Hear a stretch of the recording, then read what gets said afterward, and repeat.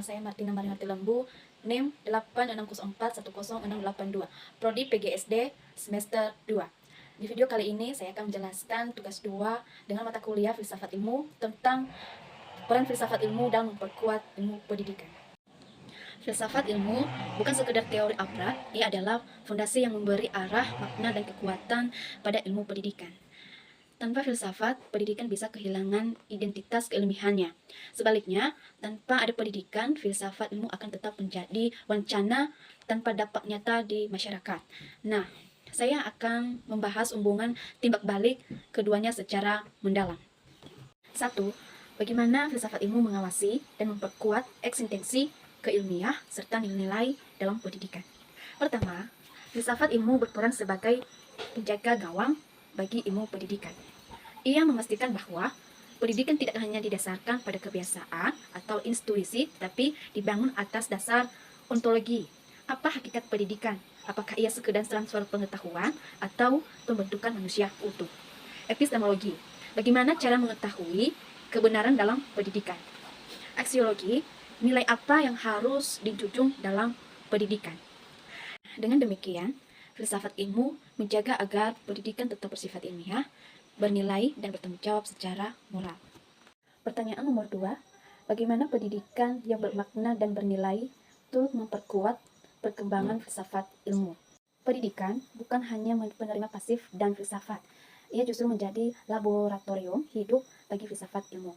Ketika guru menerapkan prinsip-prinsip filosofis di kelas, misalnya menghargai perbedaan, mendorong berpikir kritis, atau menanamkan nilai kemanusiaan, maka filsafat ilmu diuji, dikembangkan, dan bahkan diperbaharui. Contohnya, seorang guru yang menggunakan pendekatan konstruktivisme berdasarkan filsafat pragmatisme Dewey ternyata berhasil meningkatkan motivasi siswa.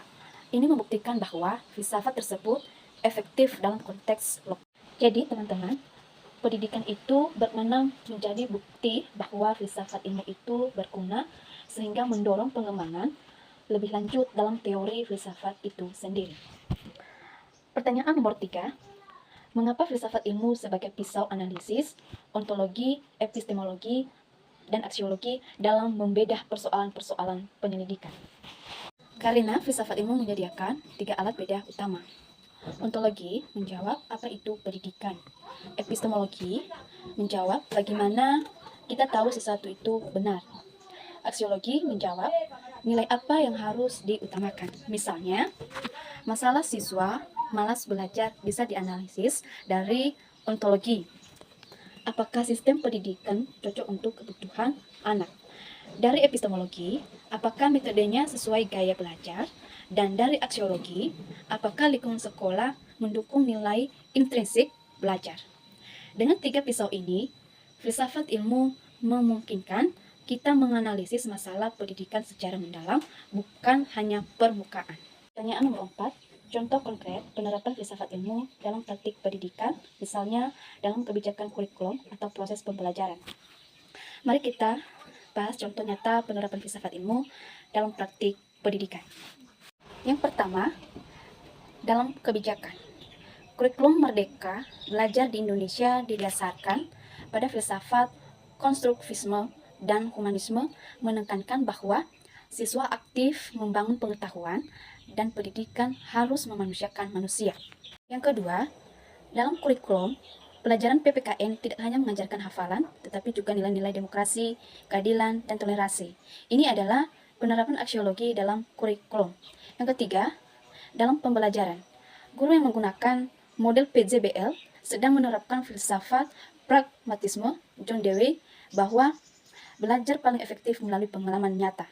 Contoh keempat, dalam penilaian, penggunaan portofolio mencerminkan filsafat bahwa penilaian harus mencerminkan proses, bukan hanya hasil. Ini adalah pergeseran epistemologi dari behaviorisme ke konstruktivisme. Semua ini menunjukkan bahwa filsafat ilmu bukan hanya teori. Ia sudah hidup dalam setiap keputusan pendidikan sehari-hari. Jadi, kesimpulannya, filsafat ilmu dan pendidikan saling menguatkan. Filsafat memberikan arah ke dalam dan nilai pada pendidikan. Pendidikan memberi bukti, tantangan, dan ruang berkembang bagi filsafat. Nah, tanpa filsafat, pendidikan jadi dangkal, tanpa pendidikan filsafat jadi hampa. Keduanya adalah pasangan yang tak terpisahkan dalam membangun peradaban yang cerdas dan bermartabat. Demikian penjelasan dari saya dalam memenuhi tugas 2 dengan mata kuliah filsafat ilmu. Jika ada kesalahan kesilapan mohon dimaafkan. Terima kasih. Yahoo.